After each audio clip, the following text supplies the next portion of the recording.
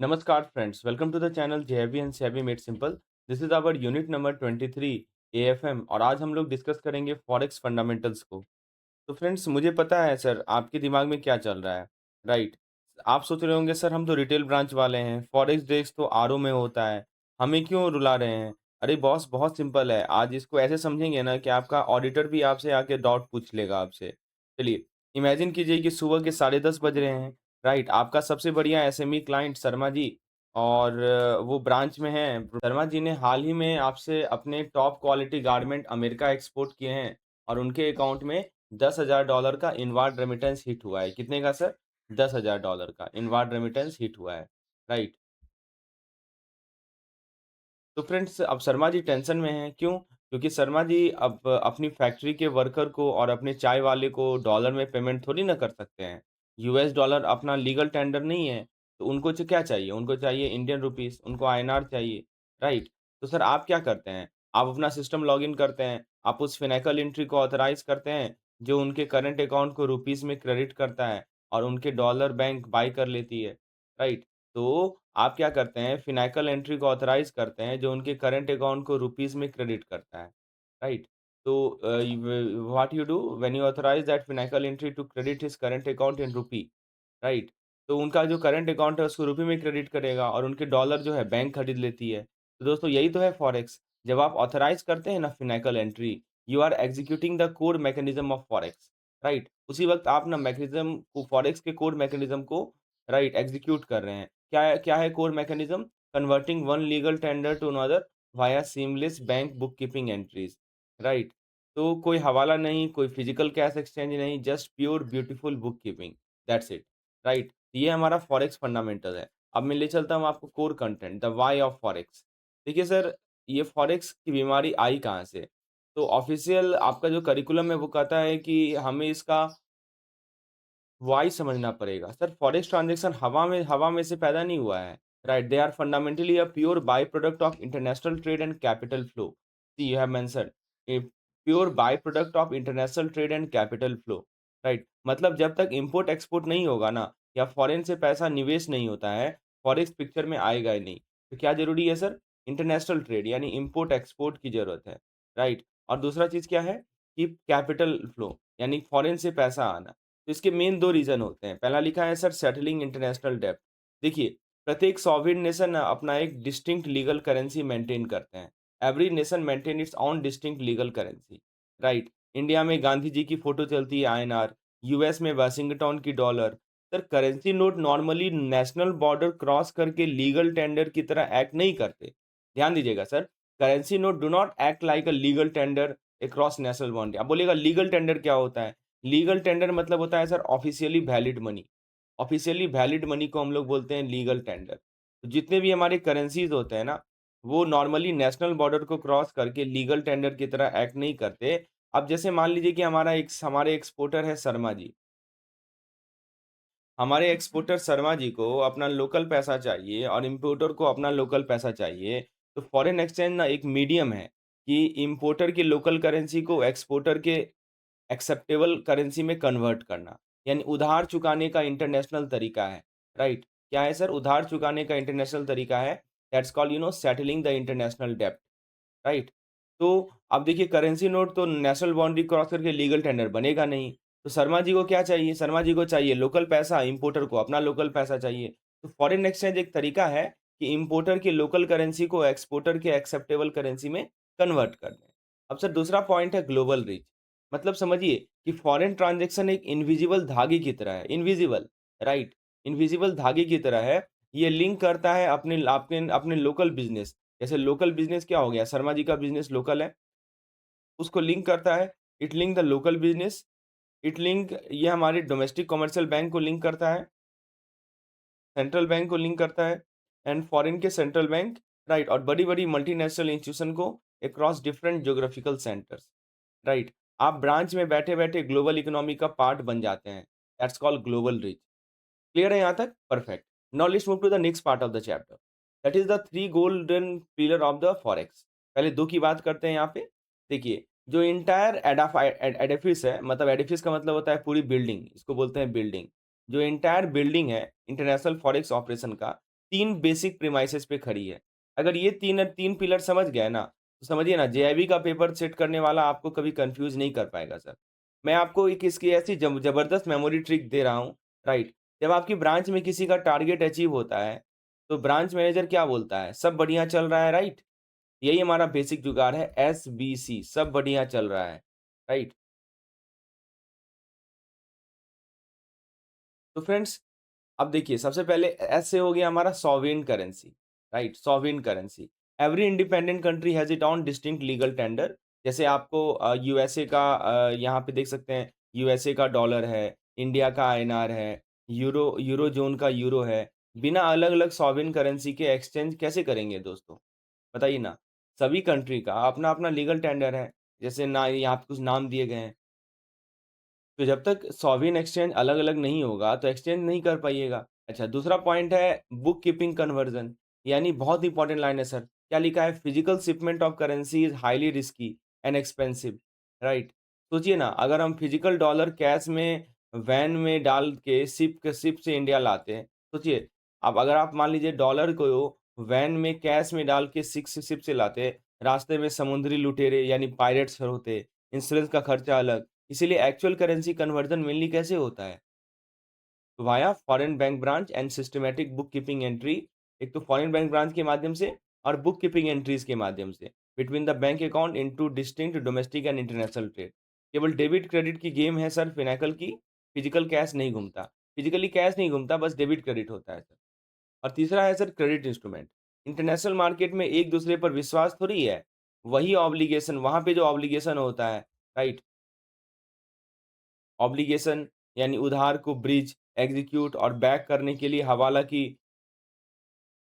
परछाइयाँ नहीं चलती। दे use specialised credit instrument जैसे कि बिल ऑफ एक्सचेंज, यानी जैसे ब्रांच में बिल डिस्काउंटिंग करते हैं ना, फिर लेटर ऑफ क्रेडिट यानी गारंटी का इंटरनेशनल बाप है ये, और टेलीग्राफिक ट्रांसफर यानी स्विफ्ट से जो डिजिटल पैसा भेजते हैं। क्लियर है? तो ये इसको हम लोग बोलते हैं क्रेडिट इंस्ट्रूमेंट।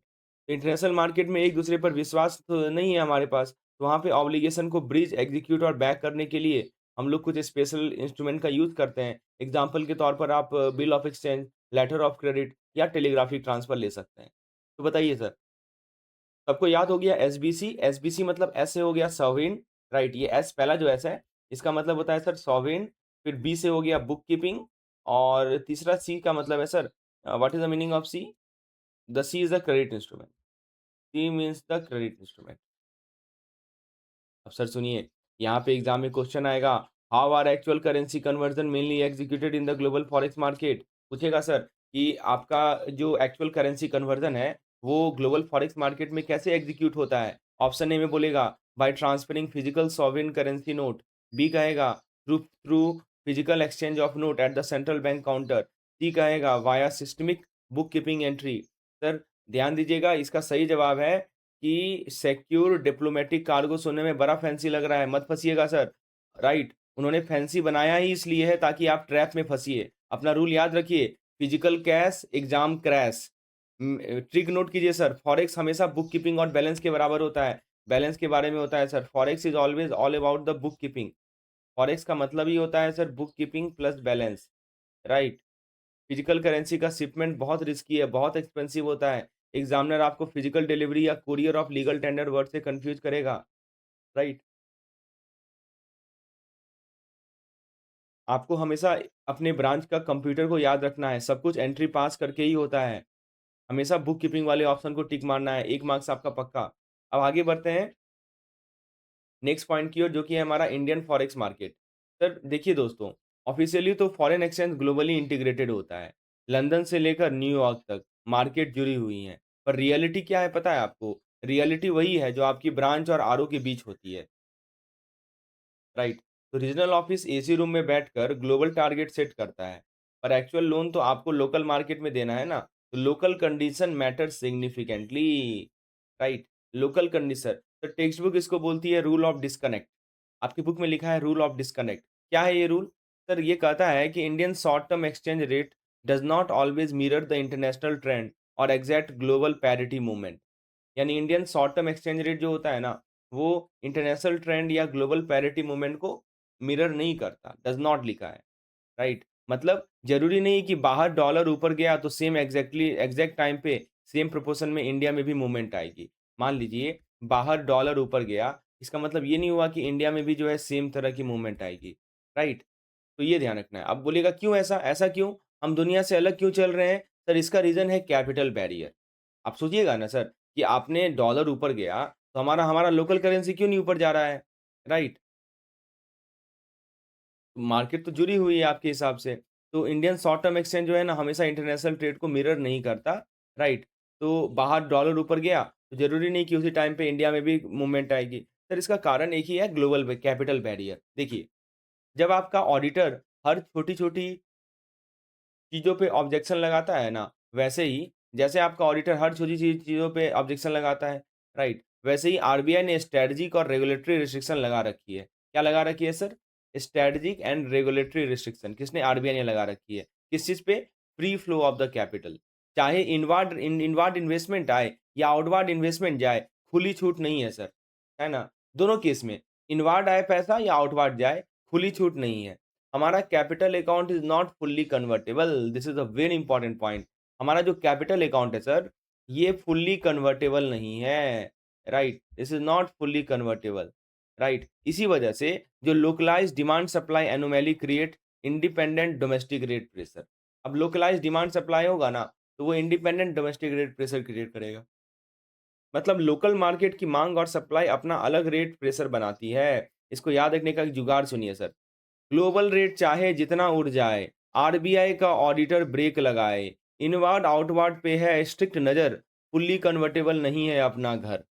जब भी एग्ज़ाम में आपको डिस्कनेक्ट वर्ड दिखे, राइट, तुरंत दिमाग में आना चाहिए नॉट फुल्ली कन्वर्टेबल। सुनिए सर, कैपिटल अकाउंट में फुल्ली कन्वर्टिबिलिटी नहीं है, लेकिन करंट अकाउंट ट्रांज़ैक्शन में फुल्ली कन्वर्टेबल है। इसको हम लोग आगे देखेंगे। तो हमारा नेक्स्ट यूनिट आएगा ना, we will see it completely. For the time being just note it down. Capital account में फुल कन्वर्जन नहीं है, लेकिन करंट अकाउंट ट्रांज़ैक्शन पे फुल करंट कन्वर्जन है। अब सर बात करते हैं प्राइसिंग मैकेनिज्म की। चलिए अब थोड़ा हिस्ट्री में चलते हैं। Pricing currency in India has shifted from a state control regime to a market driven dynamic. Clearly उन्होंने लिखा है state control regime to market driven dynamic. Sir देखिए, एक है हमारा LERMS era, pre LERMS era. 1992 से पहले ना आरबीआई एकदम वो खड़ूस ब्रांच मैनेजर की तरह था, जो बोलता था, जो मैंने रेट बोल दिया वही फाइनल है। आरबीआई वो खड़ूस ब्रांच मैनेजर की तरह है, जो बोलता है कि देखो भाई जो मैंने रेट बोल दिया वही फाइनल है, राइट? तो reserve Bank of India strictly fix the buying rate and selling rate of the foreign exchange. यानी वही फिक्स करते थे। बाइंग रेट क्या होगा? फ्रेंड्स 1992 से पहले आरबीआई एकदम वो खड़ूस ब्रांच मैनेजर की तरह था, जो मैंने रेट बोल दिया वही फाइनल है। लेकिन फिर आरबीआई ही buying rate selling rate fix करता था। उन्होंने एक फर्म कैप और फ्लोर लगा रखा था, ना उसके ऊपर जाएंगे ना उसके नीचे जाएंगे, फिक्स रेट था। ठीक है। लेकिन सर 1992 के बाद, राइट, लिबरलाइज़ेशन आया और सिस्टम चेंज हुआ, राइट? एलपीजी रिफॉर्म आपको पता है सर 1991 में आया था। तो एलईआरएमएस का मैं फुल फॉर्म बता देता हूँ। यहाँ पे देखिए लिखा है liberalized exchange rate management system, that's called LERMS, right? अब क्या सीन है सर? अब एक्सचेंज रेट कंप्लीटली जो है local interbank demand and supply force से ड्रिवन है। लिखा है ना? Completely driven by the local interbank demand and supply force, right? आज की डेट में आरबीआई आपका डेली ट्रांजैक्शन रेट को फिक्स या डिक्टेट नहीं करता, मार्केट डिसाइड करता है, राइट? आज की डेट में। तो चलिए इसका ब्रेन जुगाड़ बताता हूँ। एलईआरएमएस को अपने ब्रांच वाले एलईआरएमएस से याद रखिए, राइट? क्या लिखा है इन्होंने? Local entry require market supply. इसको ऐसे याद रखिए, local entry require market supply. तो 1992 से पहले, ये मान लीजिए 1992 है, इससे पहले क्या था कि जो आरबीआई था वो बॉस था, राइट? और 1992 के बाद क्या हुआ कि जो डिमांड सप्लाई है, राइट, डिमांड सप्लाई है, ये हमारा बॉस है। That's the difference. Demand supply is the boss now and RBI was the boss before 1992। चलिए, अब मैं आपको बात करता हूँ हम लोग फॉरेक्स कोड सिम्प्लीफाइड। देखिए, अगर आप फॉरेक्स डेस्क पे बैठे हैं ना, तो सिस्टम में रेट फीड करना पड़ेगा आपको। Exchange rate are always stated in terms of quote. लिखा है ना? Always stated in terms of quote.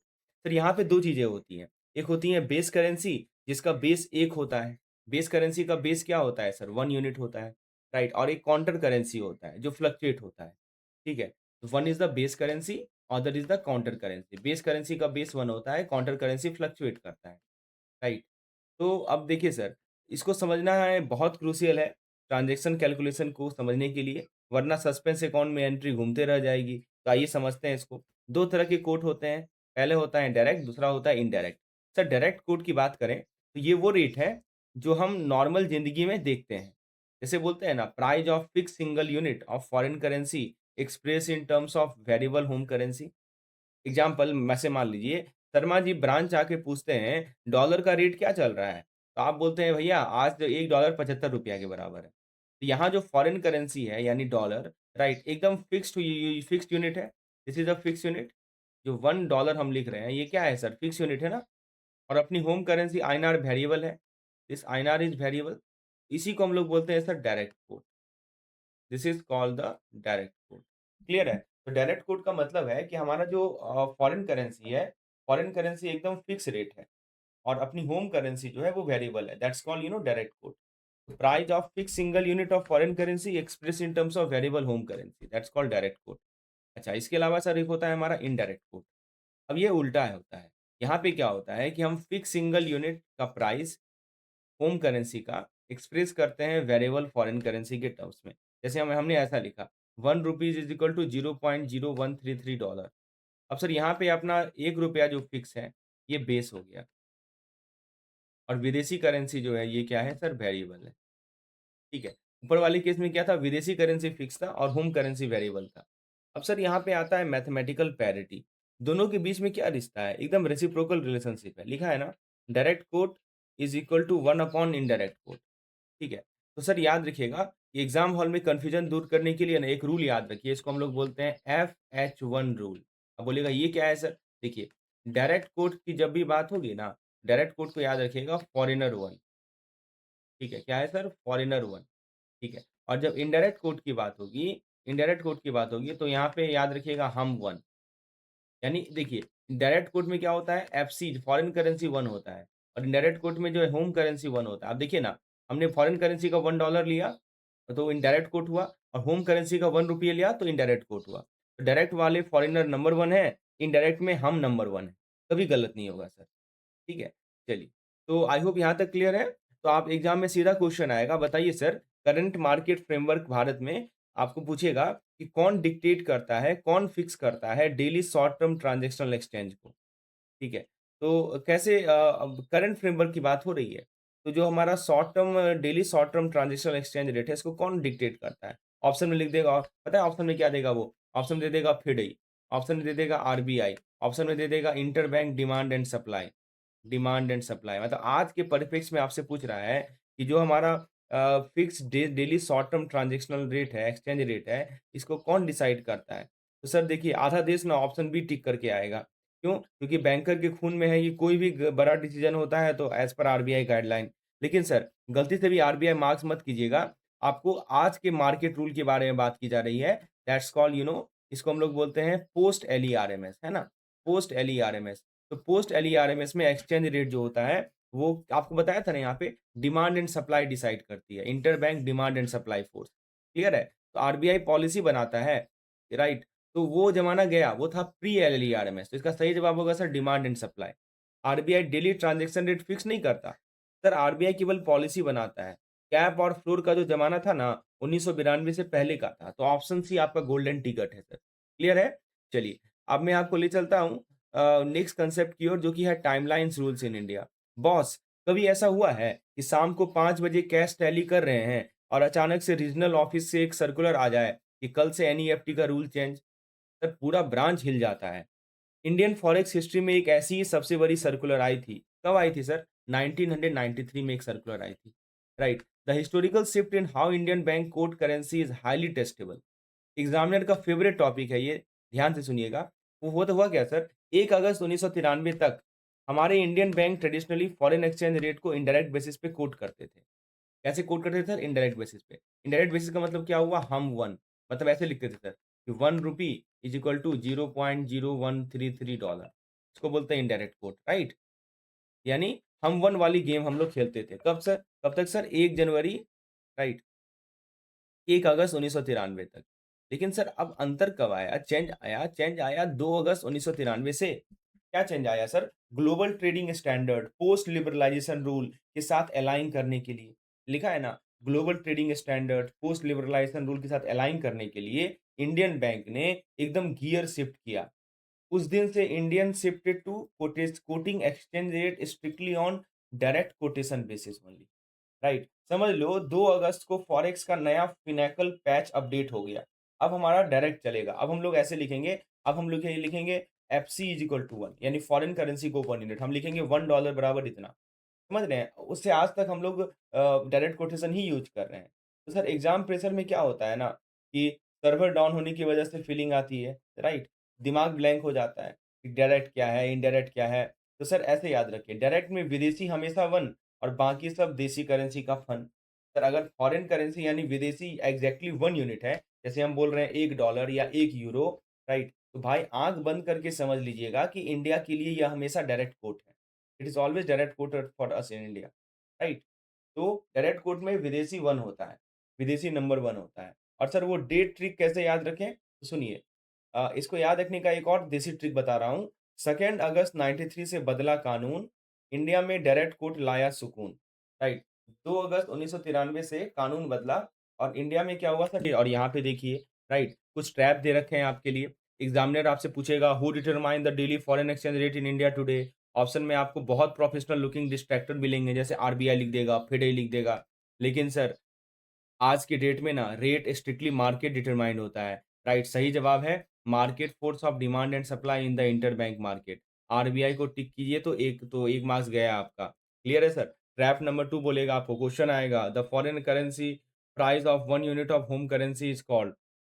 लिखा है ना, the foreign currency price of 1 unit of home currency is called. Sir देखिए वहीं पे रुक जाइए, राइट? आप पूछिए सर स्टैंडर्ड 1 यूनिट क्या है, राइट? अगर होम करेंसी 1 यूनिट है तो हमेशा वो इनडायरेक्ट कोट होगा सर, राइट? तो कंफ्यूज मत कीजिएगा, अपना ट्रिक याद रखिए। देसी है, देसी 1, राइट? देसी 1 तो इनडायरेक्ट, राइट? देसी 1 तो इनडायरेक्ट। प्लीज अपना ट्रिक याद रखेंगे सर। चलिए आपकी अंडरस्टैंडिंग को चेक करते हैं। पहला सवाल आपके सामने, exchange rate movement in the Indian forex market do not necessarily follow international trend in the short run primarily because of regular everyday intervention by the RBI, the mandatory uses of direct quote instead of indirect quote, restriction on the free flow of capital into and out of the country, the complete absence of credit instrument in the local market। Sir बहुत अच्छा सवाल है।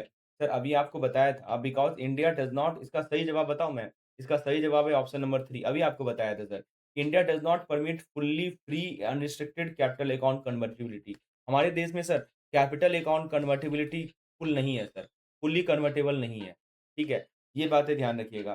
तो restriction है boss capital flow पे, इसी वजह से लोकलाइज़ सप्लाई डिमांड डिस्पैरिटी आती है, जो कि हमारे short term Indian exchange rate को ग्लोबल ट्रेंड से डिस्कनेक्ट करता है। बाहर कुछ भी चल रहा हो, अपनी ब्रांच के बाहर का रेट अलग ही चलेगा सर। क्लियर है ना? चलिए, अब क्वेश्चन नंबर 2 की बात कर लें। On which exact date did the bank in India begin quoting foreign exchange strictly on direct basis? एक 1 अप्रैल 1992, 1 अगस्त 1993, 2 अगस्त 1993, 1 जनवरी 1994। सर देखिए, एग्ज़ामिनर ने एक ऑप्शन 2 में ना 1 अगस्त भी दिया है, कन्फ्यूज़ करने के लिए। पर याद रखिएगा sir, 1 August 1993, right, was the first day of using the old indirect quotation system, right. देखिए, सबसे पहले हम लोग डायरेक्ट कोटेशन ही यूज़ करते थे। राइट, पहले हम लोग इनडायरेक्ट कोटेशन यूज़ करते थे, अब हम लोग डायरेक्ट कोटेशन यूज़ करते हैं, डायरेक्टली बेसिस। इसका सही जवाब है 1 अगस्त। तो देखिए, ये लास्ट डे था सर, 1 अगस्त, right, final day. Old indirect का लास्ट डे था 1 अगस्त। सही जवाब है सर 2 अगस्त। Option number 3 is the correct answer. चलिए, ये फंडामेंटल्स हमने अभी कवर किए। अब मैं आपको ले चलता हूँ अगले कांसेप्ट की ओर, that is based on direct quote and the magic of the cross rate. Yes, we are going to the cross rate. तो फ्रेंड्स आते हैं।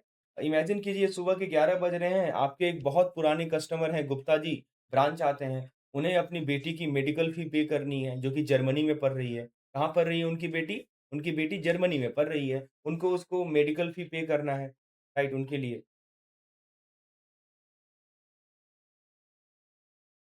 राइट।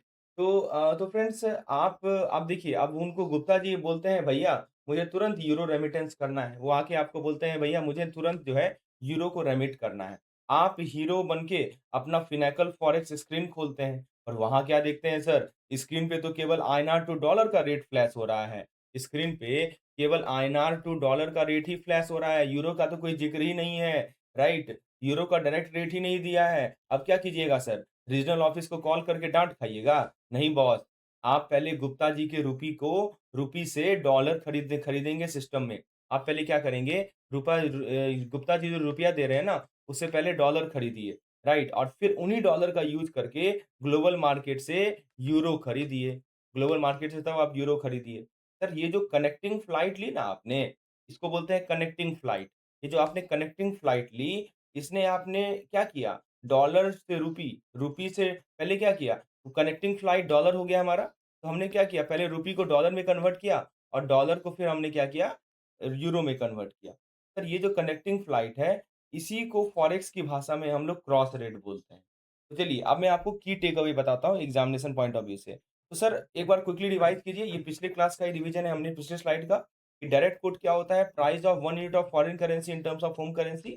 जैसे हम बोलते हैं 1 डॉलर इतना रुपया है, यानी इसको याद रखने का तरीका बताया था सर आपको, विदेशी हमेशा 1 होता है, राइट? विदेशी जो होता है डायरेक्ट कोट में, वो हमेशा 1 होता है। इनडायरेक्ट कोट का क्या बताया? Price of 1 unit of home currency in foreign currency, right? अपना देशी रुपया 1 होता है, ये इनडायरेक्ट कोट है। और सर दोनों कोट भी भाई-बहन हैं, एक-दूसरे के रेसिप्रोकल हैं, ये मैंने आपको पहले बताया था, राइट? फॉर्मूला याद रखना है तो direct is equal to 1 upon indirect, simple division है, कोई रॉकेट साइंस नहीं है। अब मैं आपको डेडलाइन भी बता चुका हूँ कि 1 अगस्त 1993 तक हमारे इंडियन बैंक पिछड़े हुए थे, हम सिर्फ इनडायरेक्ट कोट यूज़ करते थे और फिर 2 अगस्त 1993 से बदला कानून और हम लोग डायरेक्ट कोट यूज़ करना स्टार्ट कर दिए, राइट? अब सर क्रॉस रेट की बात कर लें, ये तब यूज़ होता है जब 2 currencies are not directly quoted against each other. मान लीजिए 2 ऐसे करेंसीज़ हैं, जिनका डायरेक्ट कोटेशन नहीं अवेलेबल है, तब क्रॉस रेट का यूज़ करते हैं। तो आप क्या करते हैं, उस ट्रांज़ैक्शन को एक हाइली ट्रेडेड थर्ड करेंसी के थ्रू रूट करते हैं और वो ग्लोबल डॉन जनरली डॉलर ही होता है। मैक्सिमम केस में देखिएगा ना, वो जो थर्ड करेंसी होता है, वो डॉलर ही होता है, ठीक है? अब सर चेन रूल कैलकुलेशन को सुनिए, आपको अननोन रेट निकालने के लिए 2 नोन रेट को मल्टीप्लाई या डिवाइड करना पड़ता है सर।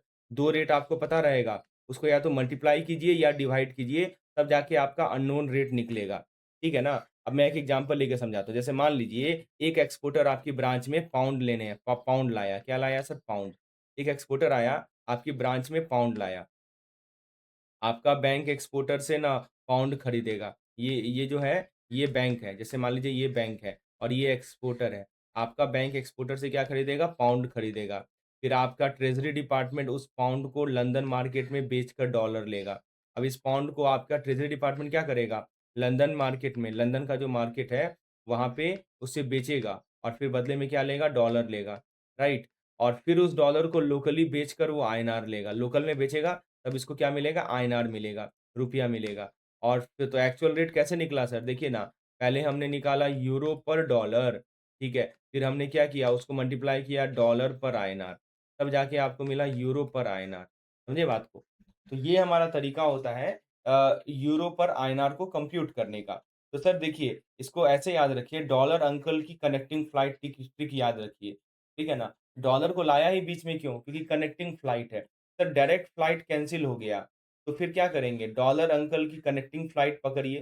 डायरेक्ट फ्लाइट मतलब कि डायरेक्ट कोट है ही नहीं, तो फिर डॉलर अंकल का हेल्प लेना पड़ेगा ना कनेक्टिंग फ्लाइट के लिए। दोनों फ्लाइट की टिकट का प्राइस मल्टीप्लाई कर दो, टोटल फेयर निकल आएगा। दोनों प्राइस का दोनों दोनों जो आपका फ्लाइट है, इसकी टिकट को मल्टीप्लाई मल्टीप्लाई कर दो, तो फिर आपको टोटल फेयर निकल आएगा। अब सर आता है market dealing thumb rule. Forex dealing room का एक उसूल है, एकदम आपके और आपके ब्रांच मैनेजर जैसा। सर टेक्स्ट बुक साफ-साफ लिखाती है कि the party asking for quote is at the mercy of the party giving the quote. लिखा है ना, the party asking for the quote is at the mercy of the party giving the quote. बहुत important line है sir, right? जो तो text, तो इसका मतलब ये हुआ कि आप प्राइस डिक्टेट नहीं कर सकते, राइट? अगर आपने मार्केट में रेट पूछा है, तो आपके पास केवल 2 ही रास्ते हैं। क्या 2 रास्ते हैं सर? या तो आप डील करें या आप डील ना करें, राइट?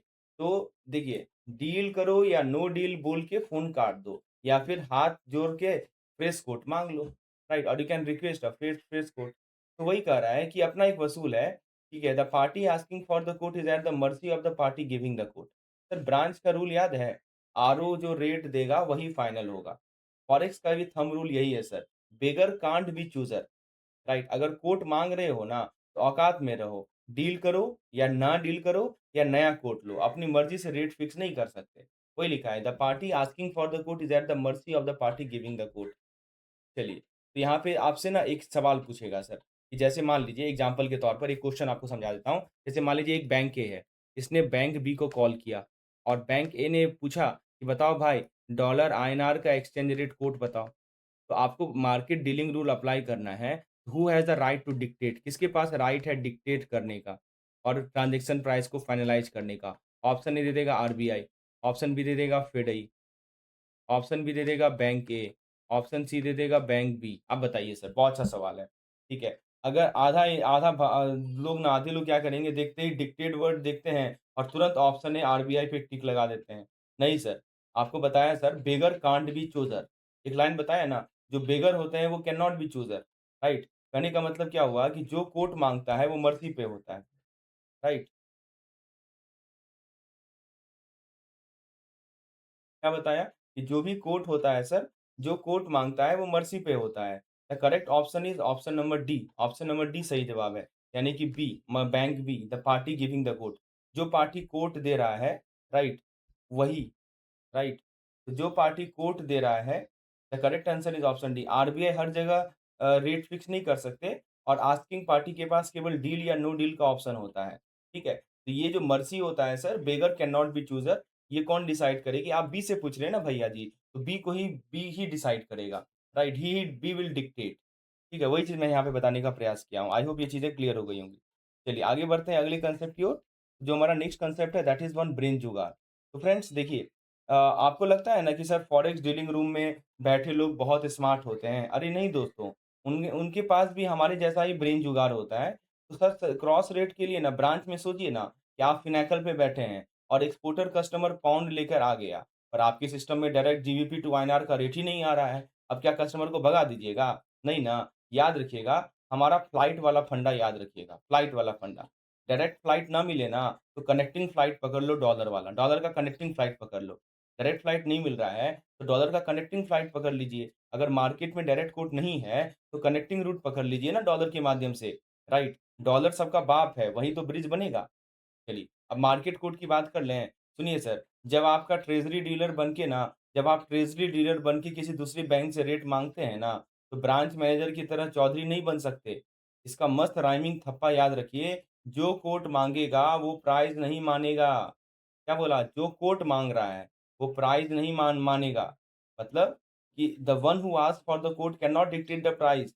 आपके पास बार्गेनिंग पावर नहीं है, ज़ीरो है। ये जस्ट आपको लेना ही पड़ेगा, या तो छोड़ दो या ले लो। ठीक है? डील और नो डील, यही होता है सर मार्केट कोर्ट। चलिए, अब मैं आपको ले चलता हूँ ट्रैप पे। पहला होता है सर नेगोशिएशन ब्लफ। ठीक है? आईआईबीएफ ना आपसे कुछ सवाल पूछेगा। In the interbank market if you ask a counter party for a quote, you can negotiate and dictate the final price. सही है कि गलत है? सर देखिएगा, आपको एकदम ये स्टेटमेंट गलत है सर। टेक्स्ट बुक साफ-साफ कर रही है, you can not dictate the price. पूरा सिस्टम फिक्स है सर। आपके पास केवल 3 बटन हैं। क्या बटन है सर? डील कर लो, मतलब हाँ कर दो, या चले जाओ मतलब ना करो, फ़ोन काट दो, या नहीं तो फ्रेश कोट माँगो, नया रेट माँगो। ठीक है? इसको ट्रैप नंबर 1 बोलते हैं। ट्रैप नंबर 2 देखिए, ये मैथ वाला ट्रैप है। सर, वो क्या बोलेंगे, वो आपको ना एक इनडायरेक्ट कोड देंगे और बोलेंगे चलो भाई, अब डायरेक्ट कोड निकाल के दिखाओ। और ऑप्शन ऐसे होंगे कि आपका दिमाग घूम जाएगा। सर, कैलकुलेटर ब्रांच में रखते हैं ना, तो उसी तरह से बस आपको क्या करना है कि जो भी रेट उन्होंने दिया हुआ है ना, उसको 1 से डिवाइड कर दीजिए, राइट? तो आपको डायरेक्टली ना, आपको पता ही है सर, डायरेक्ट और इनडायरेक्ट आपस में रेसिप्रोकल होता है, राइट? 1 सेकंड में आंसर आएगा। चलिए सर, थ्योरी बहुत हो गई, अब कुछ हम लोग प्रैक्टिस करते हैं। तो पहला सवाल आपके स्क्रीन पर है, a customer submit an export bill in Great Britain pound. If the direct GBP INR rate are not available, but GBP dollar and dollar INR rate are known, how will the bank determine the rate using the chain rule? Bank कैसे rate determine करे chain rule के माध्यम से, इस पे सवाल है sir. तो ऑप्शन ए दे रखा है by adding the GBP dollar rate and USD INR rate, by using cross rate calculation through the dollar, by asking the Reserve Bank of India to provide a direct quote, by dictating a favourable price. नहीं sir, सही जवाब है इसका option number B. अभी आपको बताया था, right? जब डायरेक्ट कोट अनअवेलेबल होता है, we use a third currency, आपका अपना dollar, right, to bridge the gap. और इसी कनेक्टिंग फ्लाइट प्रोसेस की एग्जैक्ट डेफिनेशन है क्रॉस रेट। चलिए क्वेश्चन नंबर 2 की ओर बढ़ते हैं। क्या कर रहा है? What is the fundamental thumb rule for a dealer asking for a quote in the interbank forex market? तो कोई डीलर है, वो इंटरबैंक फॉरेक्स मार्केट में कोट के लिए पूछ रहा है, तो उसका फंडामेंटल थंब रूल क्या है? The asking party can dictate the price if the volume is large, the coating party set the price, Asking party can only choose to deal, not deal, or ask for the fresh quote. Both party must agree on midpoint rate. The quoting party must match the previous day closing rate. देखिए sir, 2 party होते हैं, एक party जो पूछ रही है और एक पार्टी जो दे रही है। तो इसको जो पूछ रही है उसको आस्किंग पार्टी बोलते हैं और दूसरी होती है कोटिंग पार्टी, ठीक है। सर अभी आपको बताया था कि जो बेगर है can not be chooser, right? तो आपको याद रखना है कि कोटिंग पार्टी जो होती है वो अपने प्राइस का बॉस होता है। ही सेट द प्राइस। आपके ब्रांच के मैनेजर की तरह। आप लीजिए या छोड़िए या नए के लिए बोलिए, राइट? कोई डिक्टेटिंग अलाउड नहीं है। समझे? ऑप्शन नंबर बी करेक्ट होगा। Just now we have discussed it. आइए सर अगले कांसेप्ट की ओर बढ़ते हैं जो कि बेस्ड है value date and forward rate. Imagine कीजिए सुबह के 10:30 बजे हैं, आपकी ब्रांच में एक बड़ी कॉर्पोरेट पार्टी आती है जिसका नाम हमने रखा है XYZ एक्सपोर्ट। उनके अकाउंट में पेमेंट आई है और वो आपके फॉरेक्स डेस्क पे आके बोलते हैं, "भैया, मुझे $50,000 बेचना है।" क्या बेचना है सर? $50,000 बेचना है। अब देखिए, यहाँ से फिनेकल का मैजिक कैसे शुरू होता है। आपके पास अलग-अलग ऑप्शन है। पहला ऑप्शन क्या है सर? आप उस फिनेकल एंट्री को ऑथराइज़ करके उनके करंट अकाउंट को आज ही क्रेडिट कर देते हैं। पहला ऑप्शन ये है कि आपने फिनेकल एंट्री ऑथराइज़ किया, उनके करंट अकाउंट को आज ही क्रेडिट कर दिया। ठीक है। तो सर इसको हम लोग बोलते हैं कैश या रेडी या कैश रेडी डील बोलते हैं। दूसरा ऑप्शन ये है कि आप उसको बोलते हैं सर आज थोड़ा सिस्टम स्लो है, आपकी क्रेडिट कल आ जाएगी। तो सर ये क्या बन गया? ये बन गया टॉम, टॉम मतलब टुमारो। अच्छा, लेकिन बॉस असली गेम इंटरबैंक मार्केट का है। स्टैंडर्ड इंटरबैंक फॉरेक्स रेट ज़्यादातर जिस पे चलते हैं ना, वो स्पॉट होता है। क्या होता है सर? स्पॉट। स्पॉट मतलब कि सेटलमेंट जो होगा 2 दिन के बाद होगा। अब सोचिए XYZ एक्सपोर्ट वाला बंदा थोड़ा डरा हुआ है। वो कहता है कि सर मुझे $50,000 अभी नहीं 3 महीने बाद 3 महीने बाद मिलेंगे। वो क्या बोल रहा है सर, ये जो $50,000 है ना, मुझे अभी नहीं मिलने वाला है। ये 3 महीने बाद मिलेगा। आफ्टर 3 मंथ मिलेगा। पर प्लीज़ मेरा आज आज का रेट लॉक कर दो, वरना बाद में डॉलर गिर गया ना, तो मुझे भयंकर लॉस हो जाएगा। अब देखिए वो डरा हुआ है, कहीं डॉलर गिर गया तो उसको लॉस हो जाएगा, राइट? तो देखिए, जैसे ही आपने उसकी बात मानी और रेट आज फिक्स किया फ्यूचर डिलीवरी के लिए, तो आपने सर क्या बुक किया? आपने एक फॉरवर्ड कॉन्ट्रैक्ट बुक किया उसके लिए। एकदम ब्रांच मैनेजर वाले लेवल की डीलिंग कर ली आपने, राइट? देखिए $50,000 आज नहीं आ रहा है, 3 महीने बाद आएगा, लेकिन सर वो डरा हुआ है कि कहीं डॉलर का रेट जो है गिर ना जाए। अब सर डॉलर का रेट गिरेगा तो उसको लॉस ही है ना, उसको उसको कम रुपया मिलेगा, राइट?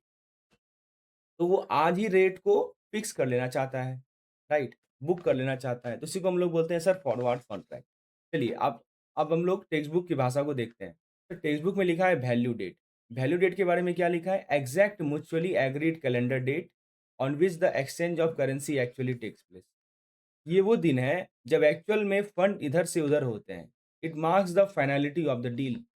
सर मैं एक एग्जांपल बताता हूँ। लोन सैंक्शन मान लीजिए आज हो गया और अकाउंट में डिसबर्समेंट जब हिट करेगा ना, वही वैल्यू डेट है बॉस। ठीक है? मान लीजिए आपने सैंक्शन तो कर दिया लोन, लेकिन जिस दिन डिसबर्समेंट होगा, राइट? डिसबर्समेंट वाला जो दिन होगा, उसे ही हम लोग क्या बोलते हैं? उसी को बोलते हैं वैल्यू डेट। राइट? तो डील उस दिन फिक्स होती है। अब सर देखिए, टी प्लस सेटलमेंट टाइमलाइन की बात करते हैं। ये टाइमलाइन सीधा दिमाग में छापिए, फिनेकल में टी का गेम चलता है सर। कैश और रेडी रेट रहे ना, तो समझ जाइए कि सेटलमेंट जो होगा, जिस दिन हमारा डील है, जिस दिन हमारा ट्रांज़ैक्शन है, उसी दिन सेटलमेंट होगा। इसको बोलते हैं सर टी प्लस 0। मतलब आज हमने डील करा, आज ही हमारा फंड का सेटलमेंट होगा। दैट्स कॉल्ड कैश और रेडी, मतलब हम तैयार हैं सेटल करने के लिए। टॉम, टॉम मतलब टुमारो। मतलब क्या हुआ सर कि फंड का जो सेटलमेंट होगा ना, वो अगले वर्किंग डे। सर यहाँ पे ध्यान रखिएगा वर्किंग डे की बात हो रही है। अगला दिन नहीं sir, we are not talking about the next day, we are talking about the next working day. मान लीजिए सर कल किसी कारणवश जो है बैंक बंद हो, राइट? फॉरेक्स एक्सचेंज ना हो रहा हो, तो सर उस दिन को नहीं लेंगे। That's why I am again and again emphasising on this working day. बहुत इंपॉर्टेंट लाइन है सर वर्किंग डे। तो ये तो टॉम की बात हो गई। अब आता है सर स्पॉट। सर स्पॉट क्या होता है? लिखा है settlement of fund occur on the second working day following the transaction date, right? Mark my word, this is universally accepted standard benchmark rate for the interbank foreign exchange transaction, right? तो friends, अगर कोई simply forex rate बोले ना, तो मतलब spot rate, कुछ भी बोले सर, मतलब कुछ फॉरेक्स रेट दे दिया ना, तो बाय डिफ़ॉल्ट उसको मान के चलिए कि वो स्पॉट रेट, T+2 वाला रेट, समझे? ये फॉरेक्स की बेसलाइन मानी जाती है। और चौथा होता है सर फॉरवर्ड रेट, यानी settlement of fund occur on any calendar date after the spot value. Sir T+2 के बाद कोई भी दिन ले लीजिए ना, यदि फंड का सेटलमेंट हो रहा है, तो उसको बोलते हैं फॉरवर्ड रेट। सर इसका ब्रेन जुगाड़ बताता हूँ, राइट? कैश आज, टॉम कल, स्पॉट परसों, फॉरवर्ड में तरसों, ठीक है? ऐसे याद रखिए।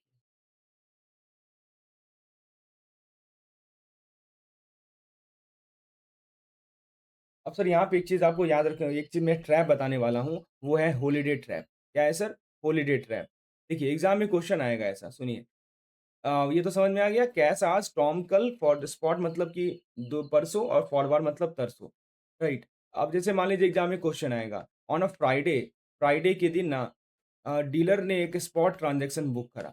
डीलर ने स्पॉट ट्रांज़ैक्शन बुक करा, तो बताइए सर, फंड का सेटलमेंट कब होगा? फंड का सेटलमेंट कब होगा? ऑप्शन ए में लिखा रहेगा संडे, ऑप्शन बी में लिखा रहेगा ट्यूसडे। बस 2 ही ऑप्शन है, संडे और ट्यूसडे। अब देखिए, हम लोग ना संडे को टिक कर देते हैं और यहाँ पे पूरा 0 मार्क्स मिलेगा हमें। क्यों? क्योंकि सर अपना टेक्स्ट बुक रूल याद है ना? टॉम और स्पॉट में वर्ड यूज़ हुआ है वर्किंग डे। मैंने फिर से हाइलाइट कर देता हूँ sir, working day, right? Next working day और सेकंड वर्किंग डे। सर देखिए, फ्राइडे को यदि हमने डील करा, राइट? डील हुआ है फ्राइडे को, सर सैटरडे संडे को तो बंद रहता है ना मार्केट, राइट? सैटरडे संडे को तो फॉरेक्स मार्केट्स होती है उस दिन, काम ही नहीं करती। तो सर T+2 कब हो जाएगा? मंडे हो जाएगा हमारा T+1 और ट्यूसडे हो जाएगा हमारा T+2, ठीक है? तो याद रखिएगा कि फॉरवर्ड रेट की डेफिनिशन में कैलेंडर डेट वर्ड यूज़ होता है सर, ध्यान दीजिएगा। फॉरवर्ड रेट में ही केवल कैलेंडर डेट यूज़ करते हैं। यहाँ पे क्या यूज़ करते हैं? Calendar date. और बाकी सब के सब में हम लोग वर्किंग डे यूज़ करते हैं, राइट? फ्रेंड्स आइए बात करते हैं deconstructing the forward rate. Let's talk about deconstructing the forward rate. चलिए, तो फ्रेंड्स सबसे पहले देखिए कि टेक्स्ट बुक कहती है कि फॉरवर्ड रेट निकालने का एक सिंपल मैथमेटिकल रिप्रेजेंटेशन है। क्या लिखा है? Spot rate plus minus forward point. ठीक है? मतलब जो आज का रेट यानी स्पॉट है, उसमें से कुछ फॉरवर्ड पॉइंट या तो प्लस होंगे या माइनस होंगे। 2 चीज़ हो सकता है, यहाँ प्लस है या माइनस है। स्पॉट रेट में फॉरवर्ड पॉइंट जोड़िए या घटाइए। लेकिन ये फॉरवर्ड पॉइंट आते कहाँ से हैं दोस्तों? How do we compute the forward point? Right? तो ये क्या ये आरओ वाले अपने प्रॉफिट मार्जिन जोड़ देते हैं? नहीं। एकदम ध्यान से सुनिएगा सर, ये बहुत ही क्रूशियल कांसेप्ट है। Forward point strictly reflect the interest rate differential between the two country whose currency are being traded. It reflects the interest rate differential between two countries whose currencies are being traded. मान लीजिए dollar और मान लीजिए INR, right? इसका trade हो रहा है। तो यूएस का इंटरेस्ट रेट और इंडिया का इंटरेस्ट रेट के बीच का जो डिफरेंस है ना, वही फॉरवर्ड पॉइंट बन के फिनैकल पे दिखता है। ठीक है? तो दोनों करेंसीज के बीच में जो इंटरेस्ट रेट का डिफरेंस है, right? Interest rate difference between these two currency, that is reflected, वही क्या होता है सर? वही फॉरवर्ड पॉइंट बन के फिनैकल पे आपको दिखता है। ये पॉइंट इन्फ्लेशन नहीं है, ये रिस्क फैक्टर मार्जिन नहीं है, और ये definitely direct bank commission rate भी नहीं है। चाहे आपका ऑडिटर आके कुछ भी बोले, right? This does not represent the inflation, this does not represent the risk factor margin और डायरेक्ट बैंक कमीशन। तो फिर से रिपीट कर दूं कि जब मान लीजिए डॉलर और आईएनआर का ट्रेड हो रहा है, डॉलर का इंटरेस्ट रेट, इंडिया का इंटरेस्ट रेट के बीच का जो अंतर है, वही फॉरवर्ड पॉइंट बन के फिनैकल पे आपको दिखता है। इंटरेस्ट रेट का तो अंतर रहेगा ना 2 करेंसी के में, और वही जो इंटरेस्ट रेट का डिफरेंस है ना, that is what you look in the Finacle and as a difference. अब सर आता है प्रीमियम और एक आता है डिस्काउंट। अब ये सवाल है, इन फॉरवर्ड पॉइंट को स्पॉट रेट में प्लस करना है या माइनस करना है? अब आपको बताया था ना, यहाँ पे 2 चीज़ें होती हैं, प्लस या माइनस। प्लस करना है कि माइनस करना है, ये डिपेंड करता है 2 कंडीशन पे, प्रीमियम और डिस्काउंट पे। इसको अपने ब्रांच के एफडी और एनपीए की तरह समझिए। तो प्रीमियम का मतलब क्या हुआ? कि प्रीमियम का मतलब हुआ फ़ायदे का सौदा। जब एक फॉरेन करेंसी फ्यूचर में अपने स्पॉट वैल्यू से ज़्यादा वैल्यू पर ट्रेड हो रही है, when a foreign currency is trading at a higher value in the future than its spot range, right? जैसे मान लीजिए आज 1 डॉलर है 80 रुपया और फ्यूचर में 1 डॉलर जो है वो हो जाएगा 82 रुपीज़, राइट? मतलब आज 1 डॉलर 80 रुपया है और फ्यूचर में 1 डॉलर जो है 82 रुपीज़ होने वाला है, राइट? तो यहाँ से क्या क्लियर हो रहा है सर?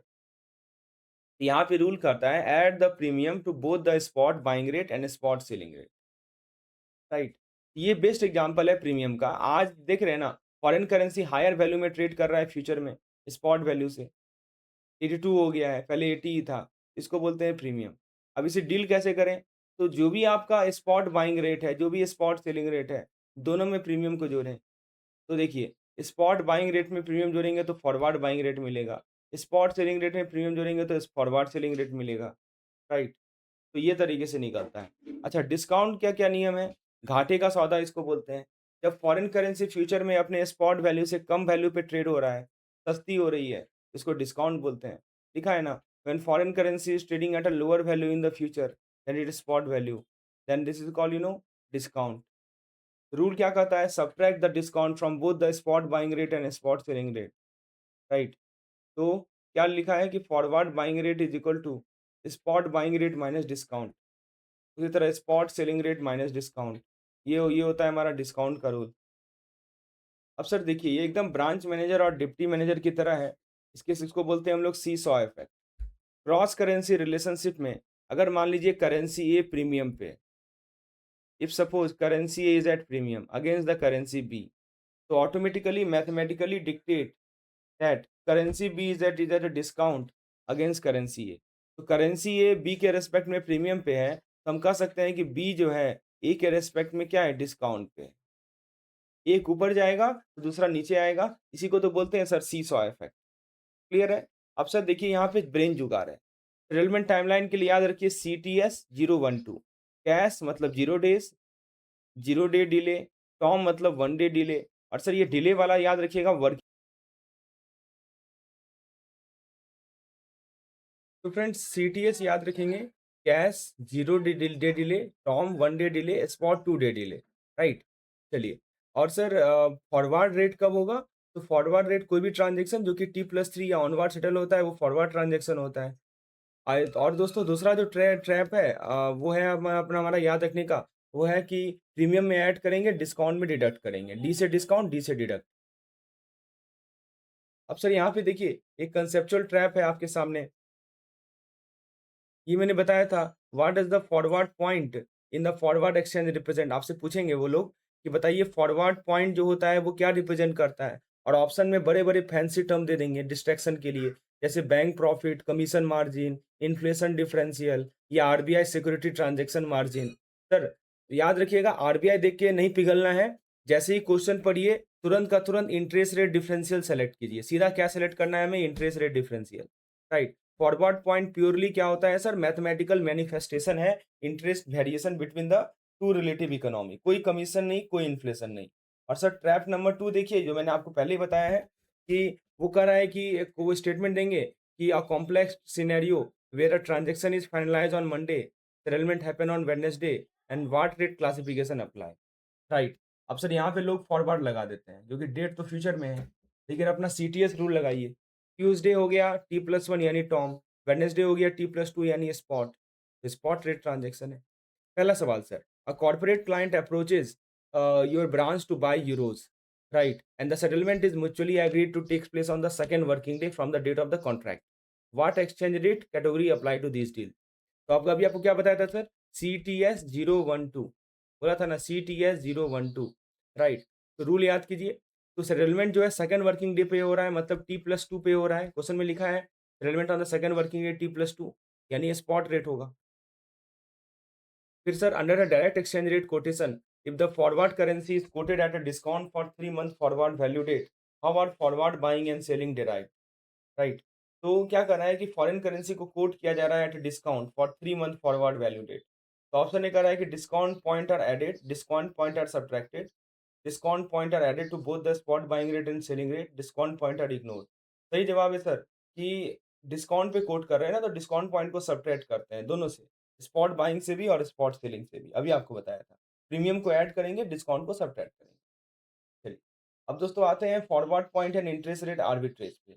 इमेजिन कीजिए आपके ब्रांच में एक HNI high net worth individual customer आता है, एकदम स्मार्ट सूट बूट पहनते हुए। उसने थोड़ी बहुत फिनेकल की पढ़ाई की है और वो सिस्टम को खेलने की कोशिश कर रहा है। अब वो आपको आके बोलता है, मैनेजर साहब यूरोप में लोन बहुत सस्ता है, यूरो मिल रहे हैं 3% इंटरेस्ट पे। यूरोप में यूरो मिल रहा है 3% इंटरेस्ट रेट पे। मैं वहाँ से बोरो करूँगा, इंडिया लाके डॉलर में कन्वर्ट करूँगा और आपके बैंक में डॉलर एफसीएनआर डिपॉज़िट खोल दूँगा, जो 6% रिटर्न दे रहा है। उसने क्या बोला कि मैं यूरो जाके वहाँ से बोरो कर लूँगा 3% पे, ठीक है? और फिर इंडिया लाके डॉलर में कन्वर्ट कर दूँगा उसे। तो यूरो है ना, उसको भारत लाकर मैं डॉलर में कन्वर्ट कर दूँगा और फिर आपके बैंक में एफसीएनआर जो यूएसडी एफसीएनआर डिपॉज़िट है वो खोल दूँगा, तो मुझे 6% का इंटरेस्ट रेट मिल जाएगा। तो जो बीच का जो डिफरेंस है, यहाँ 6 मिल रहा है, 3 मुझे निवेश करना पड़ रहा है, डिफरेंस कितने का हुआ? 3 का। ये जो 3% का जो ब्याज है, इंटरेस्ट है, वो मेरा फ्री का प्रॉफ़िट है, बिना कुछ किए पैसा छापना। इसी को बोलते हैं ना। वो सोच रहा है कि ब्रांच वाले बेवकूफ़ हैं, पर सर रियल बैंकिंग वर्ल्ड में क्या होता है कि फॉरेक्स मार्केट बहुत स्मार्ट है ऐसे बंदों से। मार्केट में फ्री लंच नाम की कोई चीज़ ही नहीं होती सर। पिनैकल के पीछे जो ट्रेज़री सिस्टम बैठा है ना, उसने फॉरवर्ड एक्सचेंज रेट को ऑटोमैटिकली एडजस्ट कर दिया है। They have adjusted the forward exchange rate to wipe out this free lunch. इस पूरे प्रोसेस को जहाँ मार्केट फ्री रिस्क प्रॉफिट को खत्म कर देती है, इसी को आर्बिट्रेज बोलते हैं। सर आर्बिट्रेज का मतलब ये होता है कि जो आपके पास जो फ्री लंच है, यानी जिसको हम लोग बोलते हैं free risk risk free profit, बिना रिस्क का प्रॉफिट, इसको खत्म करना दैट्स कॉल्ड आर्बिट्रेज। अब देखिए यहाँ पे बात करते हैं पहले फॉरवर्ड पॉइंट के बारे में। देखिए सिंपली क्या होता है mathematical difference between the spot rate and the forward rate. पहले भी आपको बताया था कि जब आप फॉरवर्ड रेट लिखते हैं ना, तो spot rate plus minus forward point लिखते हैं। तो दोनों के बीच का डिफरेंस है, difference between the spot rate and the forward rate, right?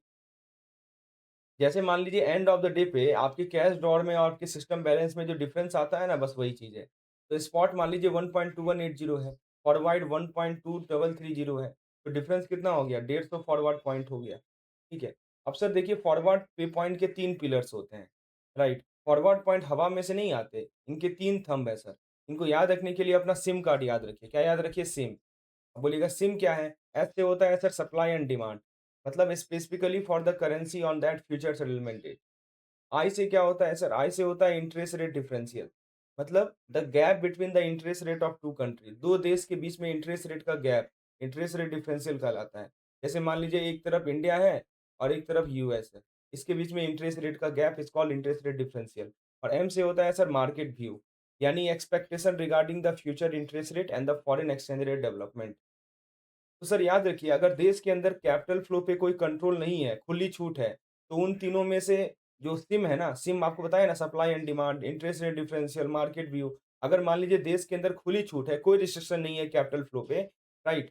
तो इन तीनों में से जो इंटरेस्ट रेट डिफरेंशियल है, ये सबसे एब्सोल्यूट मोस्ट डोमिनेटिंग फैक्टर होता है, जो कि फॉरवर्ड पॉइंट को डिटरमाइन करता है। लिखा है ना, if there are no control on the capital flow, then interest rate differential is the absolutely most dominating factor. देखिए सर भारत के केस में आपको बताया था कि हमारा जो कैपिटल अकाउंट कन्वर्टिबिलिटी है वो रिस्ट्रिक्टेड है, राइट? तो याद रखिएगा आपसे पूछेगा सर कि ऐसा कोई देश मान लीजिए 2 देश है जिसके बीच में खुली छूट है, कोई रिस्ट्रिक्शन नहीं डाल रखा है इन्होंने। सबसे मोस्ट इम्पोर्टेंट डिटरमाइनिंग फैक्टर क्या होता है फॉरवर्ड पॉइंट का? That is interest rate differential, ठीक है? तो एसआईएम यानी कि इन तीनों चीज़ पे हमारा फॉरवर्ड पॉइंट डिपेंड करता है। अब सर कैलकुलेशन के लॉजिक को देखिए, ठीक है? अब देखिए सर पहले तो आर्बिट्रेज के एलिमिनेशन को देखते हैं। तो थ्योरेटिकली मार्केट फोर्स हमेशा एक्टिव रहता है। मार्केट फोर्स हमेशा एडजस्ट करेगा फॉरवर्ड एक्सचेंज रेट को, ताकि किसी भी तरह का जो आर्बिट्रेज है, यानी रिस्क फ्री प्रॉफिट है। आर्बिट्रेज को बोलते हैं रिस्क फ्री प्रॉफिट, राइट? तो मार्केट अपने आप फॉरवर्ड रेट को ऐसे ऐसे एडजस्ट करता है, ताकि किसी भी तरह का आर्बिट्रेज जो है ना एलिमिनेट हो जाए। मार्केट किसी को फ्री का पैसा नहीं देगी। चलिए अब मैं आपको कैलकुलेशन लॉजिक बताता हूँ। अब उस एचएनआई कस्टमर का क्या हुआ? आइए मैथ लगाते हैं। अगर उसने यूरो 103 किए यानी उधार लिए थे 3% ब्याज पे और उसने $159 राइट अर्न किए 6% इंटरेस्ट पे। तो मार्केट फोर्स करेगी कि 1 साल का फॉरवर्ड रेट एग्ज़ैक्टली मैच हो जाए, राइट? मार्केट क्या फोर्स करेगी? 1 साल का जो फॉरवर्ड रेट है ना वो मैच हो जाए। मतलब एक 103 यूरो बराबर $159, राइट? मार्केट ऐसा फोर्स करेगी। This make the new forward rate, तो नया फॉरवर्ड रेट क्या हो जाएगा? 1 यूरो बराबर 159 अपॉन 103 इज इक्वल टू $1.5436। अगर पुराना रेट मान लीजिए 1.5 था, मान लीजिए पुराना रेट था 1.5000, राइट? तो फॉरवर्ड डिफरेंशियल कितना हो गया? 0.0436। कस्टमर का फ्री प्रॉफिट 0 हुआ, मार्केट ने अपना हिसाब बराबर कर लिया। क्लियर है सर? फिर से सुनिए कि अगर उसने 103 यूरो किया था, उधार दिए थे 3% ब्याज पे और उसने $159 अर्न किए 6% ब्याज पे, राइट? मार्केट फोर्स करेगी कि जो 1 साल का फॉरवर्ड रेट है वो एग्ज़ैक्टली मैच हो जाए। This is what the market force. तो 103 यूरो $159 के बराबर होगा। मतलब 1 यूरो बराबर इतना डॉलर होगा। मतलब फॉरवर्ड डिफरेंस तो ये बताया था ना कि 2 करेंसी के बीच का डिफरेंस, राइट? तो ये हो जाएगा 1.5436 माइनस 1.500,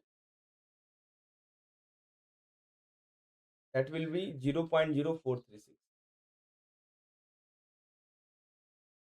तो ये आप बोलिएगा ये कहाँ से आ गया 1.500? ये आपका पुराना रेट है, ओल्ड रेट है, ठीक है? ओल्ड रेट है। तो यही चीज़ है, अगर पुराना रेट 1.50 था तो फॉरवर्ड डिफरेंशियल एडजस्ट हो जाता है। तो आई होप यहाँ तक क्लियर है। तो आप पता है एग्जाम में सवाल पूछेगा वो, पूछेगा कि बताओ एक freely floating exchange rate market है, कोई कंट्रोल नहीं है कैपिटल फ्लो पे, ठीक है? तो उसमें सबसे मोस्ट इंपॉर्टेंट डिटरमाइनिंग फैक्टर क्या होता है फॉरवर्ड पॉइंट को डिसाइड करने के लिए? जैसे आप देखिएगा ना, no control on capital flow, सीधा टिक लगा दीजिएगा इंटरेस्ट रेट डिफरेंशियल पे, ठीक है ना? अगर कैपिटल फ्लो पे कोई रिस्ट्रिक्शन नहीं है, तो इंटरेस्ट रेट डिफरेंशियल सबका बाप है। यही सबसे डोमिनेटिंग फैक्टर है। सिम कार्ड का जो आई होता है ना, सबसे स्ट्रॉन्ग नेटवर्क देता है। गलती से भी डिमांड सप्लाई टिक मत कीजिएगा सर। एकदम क्रिस्टल क्लियर हो गया है सारा पॉइंट? चलिए, अब दोस्तों मैं आपको एक ब्रेन जुगाड़ बताता हूँ, ठीक है? अच्छा ये तो आपको सिम बता ही दिया, इस तो इसको फिर से नहीं डिस्कस करेंगे। और सर एक देखिए, डोमिनेटिंग फैक्टर इल्यूजन बताया, पूछेगा what is the most dominating factor forward point in a free market? Free market में सबसे मोस्ट डोमिनेटिंग फैक्टर कौन-सा होता है? तो आई होप क्लियर है, इंटरेस्ट रेट डिफरेंशियल किंग होता है फॉरवर्ड प्राइसिंग का। और एक दूसरा पूछेगा फ्री मनी। एग्जाम में एक लंबा चौड़ा सिनेरियो दे देगा कि एक ट्रेडर 3% प्रॉफिट गारंटी कर रहा है, 3% प्रॉफिट कमा रहा है, ठीक है? कैसे? सस्ते में खरीद रहा है, महंगे में बेच रहा है। और पूछेंगे कि मार्केट ऐसे केस में क्या करेगी? तो सर आपको याद रखना है, आपको लगेगा वाह! स्मार्ट कस्टमर का तो फ़ायदा हो गया। लेकिन सर वैसा ऑप्शन को चूज़ कीजिएगा जो लिखा रहेगा कि मार्केट फ़ोर्स एडजस्ट करेगा फॉरवर्ड एक्सचेंज रेट को ताकि आर्बिट्रेज को कंप्लीटली हटा दे, रिस्क फ्री प्रॉफिट को कंप्लीटली हटा दे। मार्केट तुरंत रेट एडजस्ट करके ये रिस्क फ्री प्रॉफिट को खत्म कर देती है। चलिए एक सवाल देखते हैं। क्वेश्चन कर रहा है in the absence of capital flow control which factor primarily dictate the forward point? Supply and demand, interest rate differential, market view of the future political development, spot rate. सही जवाब है इंटरेस्ट रेट डिफरेंशियल, राइट? बताया था। अगला सवाल है if an arbitrage opportunity arises due to interest rate difference between euro and dollar, what will theoretical happen in the forex market? मान लीजिए यूरो डॉलर के इंटरेस्ट रेट डिफरेंस के कारण आर्बिट्रेज अपॉर्चुनिटी आती है, तो फॉरेक्स मार्केट में क्या होगा? ऑप्शन ए कह रहा है कि spot rate of dollar will immediately crash, B कह रहा है कि trader will make risk free return, C कह रहा है forward exchange rate will be adjusted by the market force, D कह रहा है central bank will impose capital control. Sir अभी आपको बताया था कि market hate a free lunch. जैसे ही कोई स्मार्ट कस्टमर बिना रिस्क के प्रॉफिट कमाना चाहता है ना, मार्केट का सिस्टम बैक एंड पे एक्टिवेट होता है, ठीक है? तो फॉरवर्ड रेट जो डॉलर और यूरो का है, वो मैथमेटिकली एडजस्ट हो जाएगा ताकि दोनों करेंसी पे रिटर्न इक्वलाइज़ हो जाए। क्लियर है सर यहाँ तक? चलिए आगे बात करते हैं forward differential, premium and swap rate की। इमेजिन कीजिए आप ब्रांच में बैठे हैं और आपका सबसे बड़ा कॉर्पोरेट क्लाइंट एक इम्पोर्ट लेटर ऑफ क्रेडिट की पेमेंट लेके आता है। क्या लेके आता है sir? Import letter of credit का पेमेंट लेके आता है, राइट? जो 3 महीने बाद ड्यू है। 3 मंथ के बाद वो पेमेंट ड्यू है, राइट?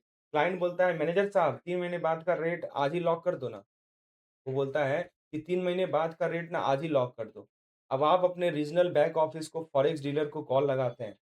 रीजनल बैक ऑफिस का जो फॉरेक्स डीलर है उसको आप कॉल लगाते हैं, राइट? आपको क्या लगता है उस डीलर के पास फिनैकल में कोई रेडीमेड 3 महीना रेट का जादू बटन होता है? बोलिए ना। वो जो आप जिसको आपने कॉल लगाया, क्या उसके पास फिनैकल में कोई रेडीमेड 3 मंथ रेट का जादू बटन होता है क्या? बिल्कुल नहीं होता सर।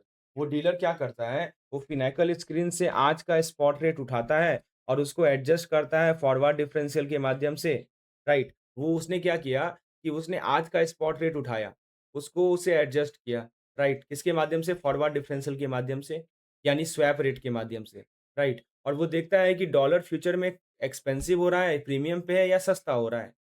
बस इसी एडजस्टमेंट की गेम को हम आज डिकोड करेंगे। चलिए, सबसे पहले कांसेप्ट है सर स्वैप रेट एलियास। जैसे ब्रांच में सुंदरम को सब सुंडू बोलते हैं ना, वैसे ही मार्केट में फॉरवर्ड डिफरेंशियल को हम लोग स्वैप रेट भी बोलते हैं। कुछ अलग चीज़ नहीं है सर, एलियास मतलब होता है, फॉरवर्ड डिफरेंशियल को हम लोग स्वैप रेट भी बोलते हैं, ठीक है? They are the same thing. Exam में स्वैप रेट लिखा हो तो समझ जाइए फॉरवर्ड डिफरेंशियल की ही बात हो रही है। अच्छा सर, बात करते हैं मार्केट कोटिंग कन्वेंशन। मार्केट का एक स्ट्रिक्ट असूल है, फॉरवर्ड रेट फॉर 1, 2 और 3 month are never quoted directly outright. क्या लिखा है? 1, 2 या 3 महीने के लिए फॉरवर्ड रेट को कभी भी डायरेक्टली कोट नहीं किया जाएगा। तो डीलिंग रूम वाले इतने आलसी हैं कि वो डायरेक्टली नई रेट बताते ही नहीं। Dealer strictly quote the spot rate and forward rate separately. फिर से सुनिए सर, 1, 2, 3 महीने के लिए फॉरवर्ड रेट कोट नहीं किया जाता है, राइट? तो फिर करते क्या है? स्पॉट रेट और फॉरवर्ड डिफरेंशियल को अलग-अलग कोट करते हैं, ठीक है? तो फाइनल फॉरवर्ड रेट निकालने के लिए आपको स्पॉट रेट में से फॉरवर्ड पॉइंट को एडजस्ट करना पड़ता है, तभी ना मिलेगा जी। आपको बताया भी था, स्पॉट रेट में कभी फॉरवर्ड पॉइंट जोड़ना पड़ेगा, कभी घटाना पड़ेगा, तब जाके फॉरवर्ड रेट मिलेगा। क्योंकि फॉरवर्ड रेट वो डायरेक्टली लिखते ही नहीं है, आपको केवल स्पॉट रेट दे देंगे, फॉरवर्ड डिफरेंशियल दे देंगे। अब सर सुनिए, प्रीमियम का क्या रूल कहता है, सुनिए। इसको बोलते हैं प्रीमियम मतलब कॉस्टलियर इन द फ्यूचर। अगर मान लीजिए विदेशी करेंसी फ्यूचर में महँगी होने वाली है, जैसे मान लीजिए $1 का वैल्यू ना अभी है 74.8450 और ये बढ़ के चला गया 74.8725, ठीक है? तो डॉलर को बोलेंगे प्रीमियम, क्योंकि विदेशी करेंसी फ्यूचर में महँगी होने वाली है, तो dollar is at premium. Rule क्या कहता है कि डायरेक्ट कोटेशन में जो कि हम लोग फॉलो करते हैं, premium is always added to both the buying rate and selling side. हमेशा ऐड करना है। ये बहुत इंपॉर्टेंट रूल है। पहले तो प्रीमियम पहचानना आना चाहिए। अब एक बार प्रीमियम हमने पहचान लिया, आपने कैसे पहचाना? रेट बढ़ रहा है, प्रीमियम है, ठीक है? और प्रीमियम पहचान लिया, तो बिल बाइंग रेट में और बाइंग रेट और सेलिंग रेट दोनों में इसको ये करना है, ऐड करना है प्रीमियम को। अब एक होता है sir bid offer spread rule. ध्यान से सुनिएगा सर, जब आपको फिनेकल में पॉइंट स्प्रेड के फॉर्म में दिखते हैं ना, देखिए स्प्रेड के फॉर्म में भी पॉइंट दिखता है, ऐसे लिखा रहेगा 30-37, ठीक है? तो market logically add the lesser point to the bid rate and higher point to the offer rate. Market क्या करता है, जो छोटा पॉइंट है ना 30 उसको बिड रेट में जोड़ देगा और जो बड़ा पॉइंट है ना 37 उसको ऑफर रेट में जोड़ देगा। तो ये तो हो गया आपका प्रीमियम रूल। अब आता है सर डिस्काउंट रूल। अगर करेंसी फ्यूचर में सस्ती मिलने वाली है, जैसे मान लीजिए $1 आज के दिन में है 74.8450 और कल को वो 74.7950 सस्ता हो रहा है ये, ठीक है? तो इसको बोलते हैं, डॉलर को बोलेंगे डिस्काउंट रेट। और सर रूल क्या कहता है कि डायरेक्ट कोटेशन में डिस्काउंट को दोनों रेट से सब्ट्रैक्ट किया जाएगा। वहाँ पे हमने ऐड किया था, यहाँ पे सब्ट्रैक्ट करेंगे, राइट? तो ये ध्यान रखना है। लेकिन सर एक ब्रांच सीक्रेट बताऊँ, ये डिस्काउंट वर्ड केवल फॉरेक्स मार्केट में डिडक्ट होता है, ठीक है? और सर यहाँ पे एग्जाम के लिए कोर फॉर्मूला देखिए, इनको दिमाग में प्रिंट कर लीजिए, कैलकुलेशन यही क्वेश्चन से आएगा। क्या है sir? Forward differential is equal to spot rate minus forward rate, right? और इंटरेस्ट रेट डिफरेंशियल थोड़ा लंबा है और एग्जाम में 2 मार्क्स दिलवाएगा। फॉर्मूला देखिए क्या लिखा है, forward point number of days in year into 100 upon spot rate into forward period. Sir इसको याद रखने का एक जुगाड़ तरीका बताता हूँ सर। आपको पता होगा S I is equal to P into R into T upon 100, ठीक है? एकदम वही चीज़ है sir. Spot rate, forward period, interest rate differential is equal to forward rate. बस यही, इसी फॉर्मूले से आपका ये निकल जाएगा। सर एक जुगाड़ बताऊँ, एग्जाम प्रेशर में ना जब 30 टू 37 या 49 टू 41 जैसे फॉरवर्ड पॉइंट स्प्रेड स्क्रीन पर आते हैं, आपको लिखा रहेगा सर, इसको स्प्रेड बोलते हैं। क्या बोलते हैं? स्प्रेड। ऐसे दे देगा 30 टू 37 स्प्रेड। जब स्क्रीन पे आते हैं ना, तो अचानक अच्छे-अच्छे बैंकर का सर्वर हैंग हो जाता है। ऐड करना है कि सब्ट्रैक्ट करना है।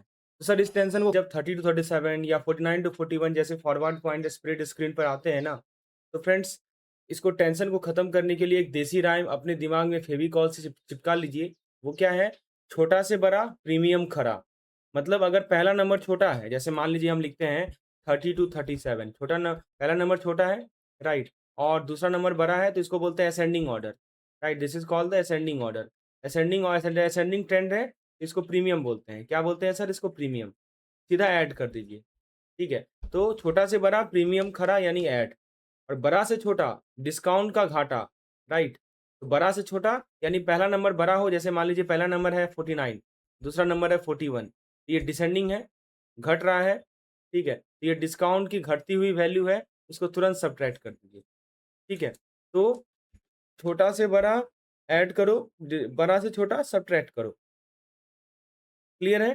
तो सर एग्जाम में सवाल आएगा कि स्पॉट रेट दे देगा आपको एक मैं आपको एग्ज़ाम्पल दिखाता हूँ। जैसे स्पॉट रेट दे देगा 74.8450 और ऑब्लिक करके ऐसे लिखेगा 8550 ऐसे लिखता है, ठीक है? स्पॉट रेट और 2 मंथ फॉरवर्ड पॉइंट दे देगा।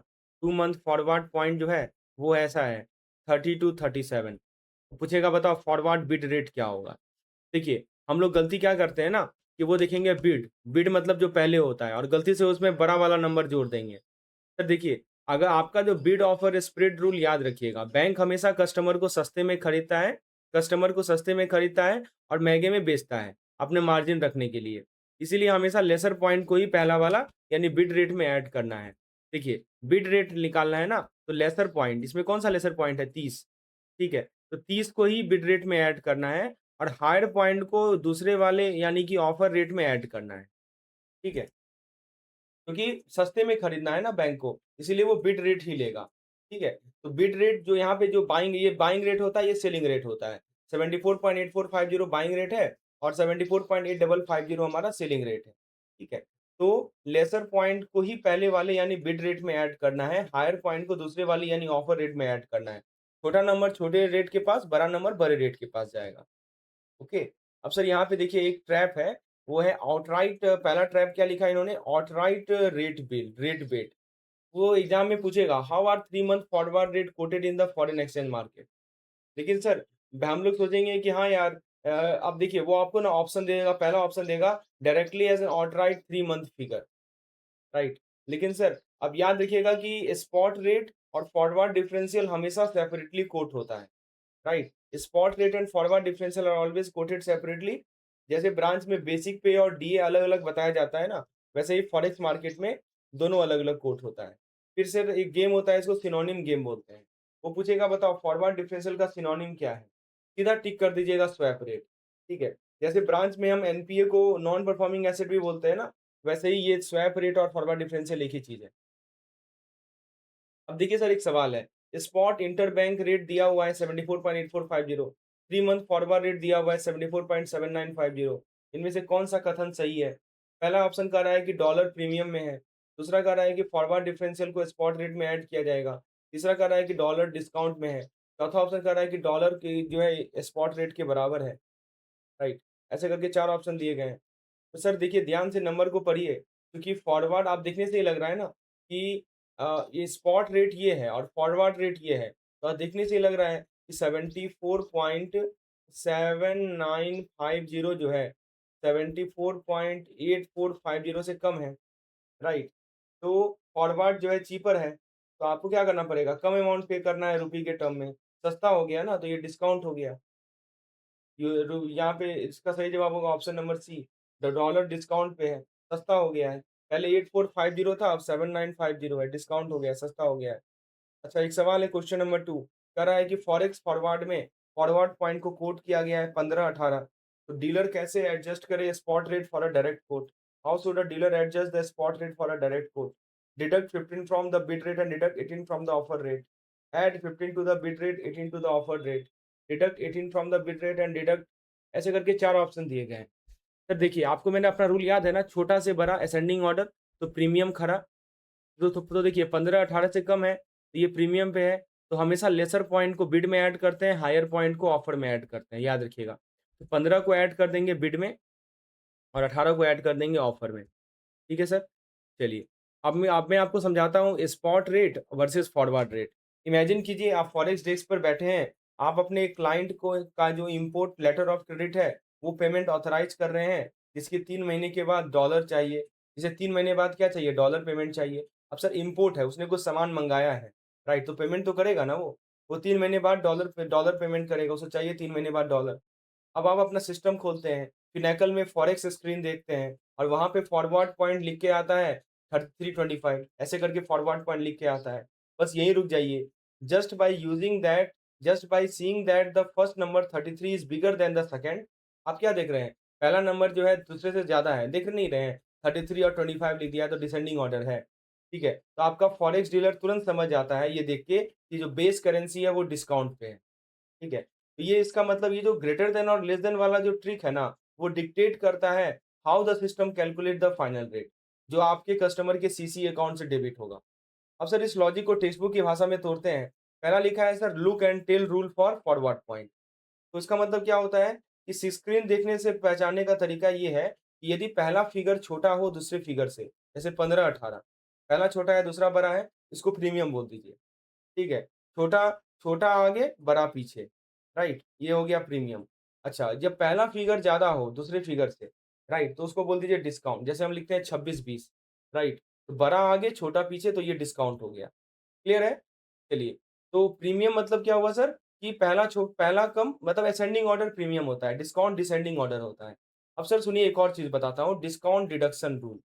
देखिए, discount points are always deducted from the spot rate, पर किसमें से क्या डिडक्ट होगा, यह ब्रांच का सबसे बड़ा गेम है। तो डिस्काउंट पॉइंट को हमेशा डिडक्ट करना है, प्रीमियम को हमेशा ऐड करना है। लेकिन किसमें क्या डिडक्ट होगा? आपके सामने तो 2 रेट दिया रहेगा ना, आपके सामने दिया रहेगा 8450 और 8950, ये 2 रेट दिया होगा। तो सर बाइंग रेट में क्या डिडक्ट करें, सेलिंग रेट में क्या, इसमें पता है ना, जो जो आपका देखिए ऐसे करके लिखता है 79.8450 और 79.8950, ये 2 रेट दे देंगे। ये पहला होता है बिड रेट यानी बाइंग रेट और दूसरा होता है आस्क रेट यानी सेलिंग रेट। अब सर हमें तो किस केस में घटाना है पॉइंट को, किस केस में जोड़ना है, उसका लॉजिक सुनिए, ठीक है? तो सर इसका लॉजिक यही है कि यह ब्रांच का सबसे बड़ा गेम है कि बिड मतलब कि deduct the higher forward rate, लिखा है ना, बिड रेट में deduct the higher forward rate, offer rate में deduct the lower forward rate. मैं आपको इसका ब्रेन जुगाड़ बताता हूँ। सर ब्रांच मैनेजर क्या चाहता है? बैंक का मैक्सिमम प्रॉफिट, इसको याद रखो हमारे बैंक का प्रॉफिट से। जब बैंक खरीदेगा यानी बिड करेगा यानी बाय करेगा, तो कस्टमर का रेट ज़्यादा काटेगा, तो हायर पॉइंट को डिडक्ट करेगा। लिखा है ना, deduct the higher forward point, क्योंकि उसको सस्ते में खरीदना है, राइट? कस्टमर का रेट ज़्यादा कटेगा ताकि बैंक को सस्ता पड़े, इसीलिए हायर रेट को डिडक्ट करेंगे। और जब बैंक बेचेगा तो रेट कम काटेगा, राइट? ताकि बैंक महँगा बेच सके, तो वहाँ पे लोअर फॉरवर्ड पॉइंट को डिडक्ट करेंगे। ये बहुत इंपॉर्टेंट रूल है सर, बहुत काम आएगा आपको न्यूमेरिकल कैलकुलेशन में।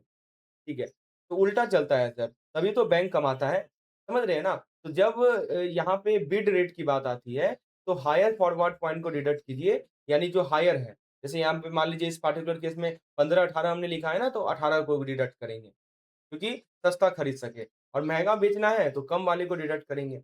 तो 3 गोल्डन पॉसिबिलिटी है यहाँ पे, ठीक है? डायरेक्ट कोट में 3 ही नतीजे निकल सकते हैं, एट पार मतलब दोनों बराबर हो, at premium forward rate spot से ज़्यादा हो, एट डिस्काउंट फॉरवर्ड रेट जो है आपके डिस्काउंट रेट से कम हो, स्पॉट रेट से कम हो, ठीक है? तो पहले में क्या होता है, एट पार मतलब क्या होता है, कोई बदलाव नहीं है, एकदम फ्लैट है।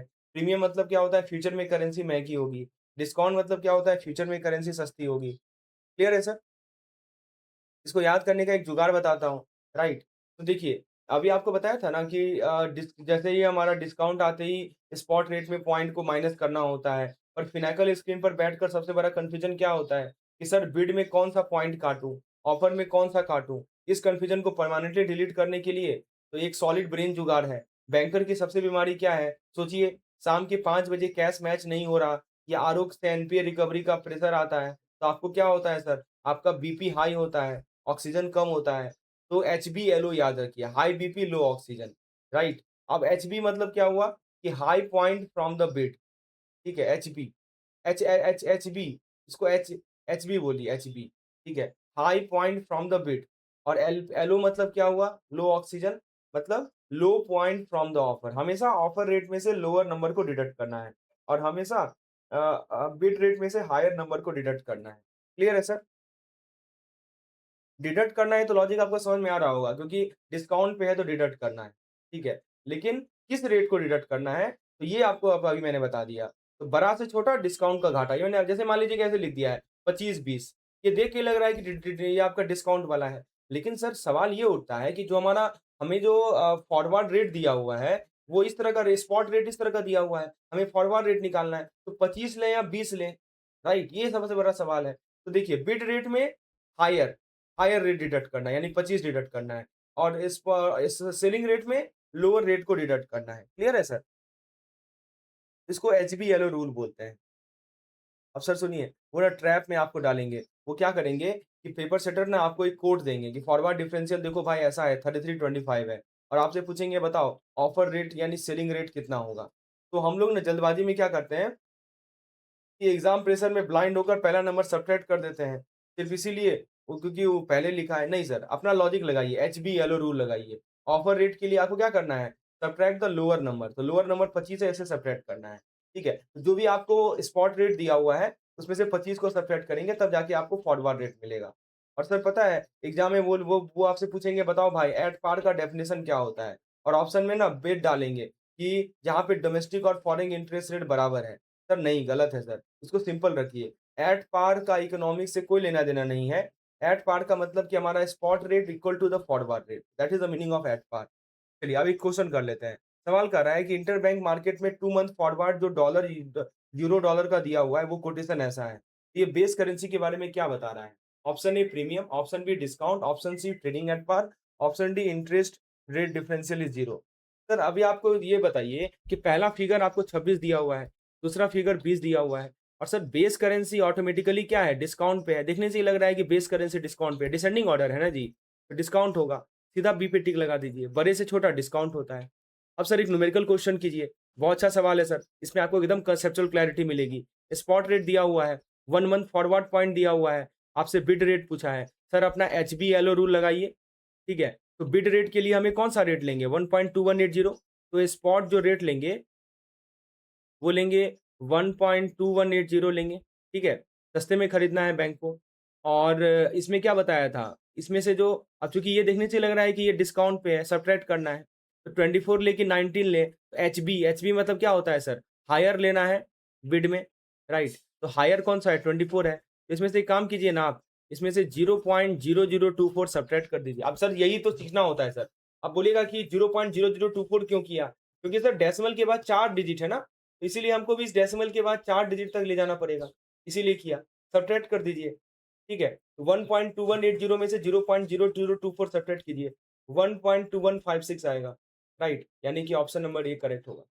सर देखिए, एक-एक पॉइंट समझना ज़रूरी है। पहले हमने ये क्यों लिया? क्योंकि हमसे बिड रेट पूछ रहा है, ठीक है? आपसे 1 मंथ यानी फॉरवर्ड बिड रेट पूछ रहा है। फिर हमने 24 माइनस क्यों किया? क्योंकि यहाँ पे डिस्काउंट पे है, माइनस किया हमने। फिर आप बोलिएगा कि हमने 24 ही क्यों लिया, 19 क्यों नहीं लिया? तो आपको अभी बताया था एचबीएलओ रूल। एकदम एक-एक रूल को क्लियर रखना है।